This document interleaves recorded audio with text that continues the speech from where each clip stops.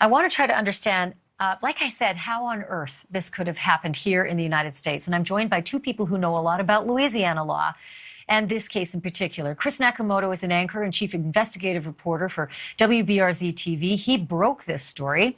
And Jarrett Ambeau is a criminal defense attorney and an expert in forensic DNA and family law in Louisiana. Welcome to both of you. So, Chris, what am I missing? I mean, I've done law coverage for a couple of decades now, and I've never seen anything like this. Absolutely confounding. It makes no sense. When we were contacted initially by Stacy and told exactly what she just told you, I said, wait a minute, there's no way that this could have possibly happened.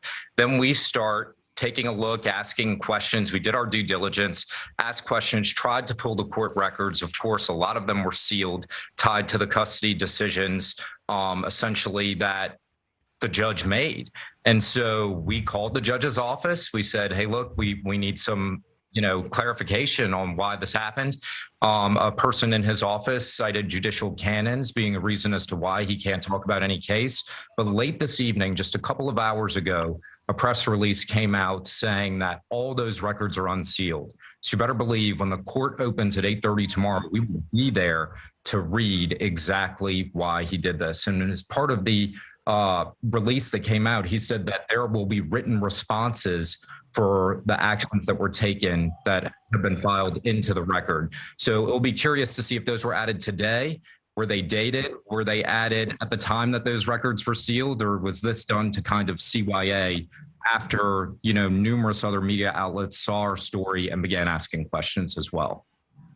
I mean, you've made the national news with this one, and not just broadcast. It's on national newspapers as well. It is an absolute outrage at its surface, just the very beginnings of it, that we can state with, Louisiana law, even back then, being very, very firm in the fact that that is a statutory rape, the way it is described. There's no other way around it.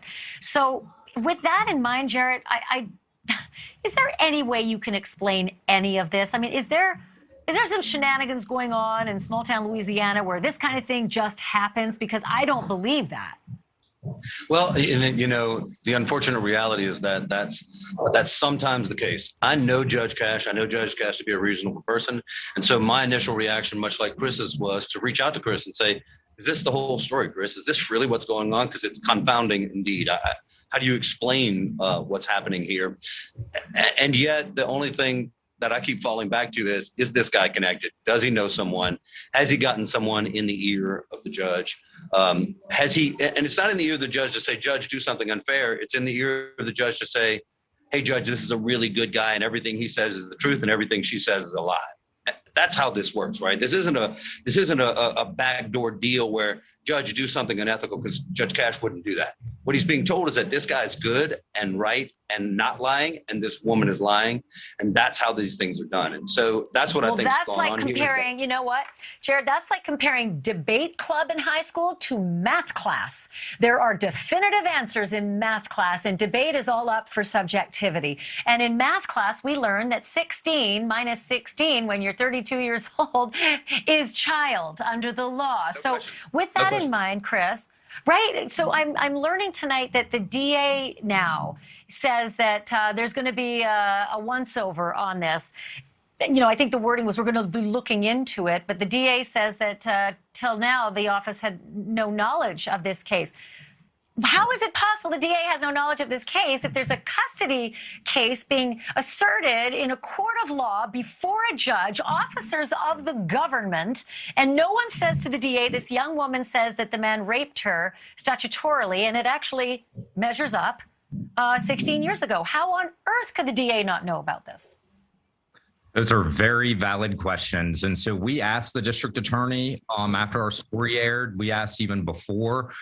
He said he did not know anything about it. After our story aired on Monday, he said that he is going to be taking a fresh look at all of this to see where the missteps happened.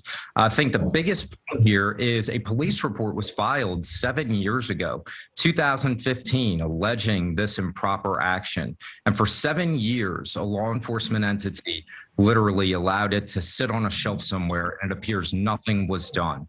When we started asking questions about this about a month ago, we're told the case was still open. After the story aired on Monday, we called again the Tangipahoa Hope Parish Sheriff's Office to ask questions about, hey, have you guys done anything differently? And we did not get any sort of return phone calls back saying that they've taken any more action or what the status of the investigation is after the story aired. A rape case is bad enough. This is a child rape case that we're discussing at this point that no one apparently is doing much of anything about. Jarrett, last two questions, and I'm going to combine them. There's so many layers to this that are just, my head is sort of en fuego. But the notion that she lost full custody for having the allegation against her is that she provided a cell phone to a teenager. That I've never seen, never thought I could ever see anything like that. And then on top of that is ordered to pay child support to the man who raped her. How do you see a judge ever agreeing to these things? I mean, given that the fact of this matter is that he committed a rape, right? That it's unequivocal that he did so. It's very difficult for me to sort of reconcile that with what he's awarded here. It just doesn't make any sense. I mean, I get that you're lost. I'm lost, and I know criminal law and family law in Louisiana as good as anyone. And I'm telling you that this is just completely confounding. I can't imagine the set of circumstances because it's just a matter of fact that the child was born. That the child was born at a time when she was 16 and he was 30, and there was an age difference of more than 3 years, which is all that's required in the law. And so, matters in mitigation might be offered in his favor, but that doesn't relieve him of the criminal liability of what he did. And I don't understand why it's being, the time that's passed is just insufficient to relieve him of his criminal liability. That's just the truth of it. I mean, and it's all asserted in a court of law. She said these things out loud in front of a judge. She said she put them on the record during those custody hearings. So how they could be ignored so egregiously. And by the way, for anybody out there who's saying, statute of limitations does not apply in this case, often doesn't apply to children, or it's a lot longer for kids than it is for grown-ups. So, Chris, I think you have your homework cut out for you starting at 8:30 in the morning. And we're going to call you as soon as you've had a chance to do some speed reading to see what transpires tomorrow. And let's continue to follow this and, put some eyeballs on it. It's amazing how sunlight is such a disinfectant for things that ail the criminal system. Thank you to both of you, Chris and Jarrett. I appreciate it. Thanks for having us. Thank you for watching. Go to newsnationnow.com to find NewsNation on your television provider. And don't forget to click the red subscribe button below to get more of NewsNation's fact-driven, unbiased coverage.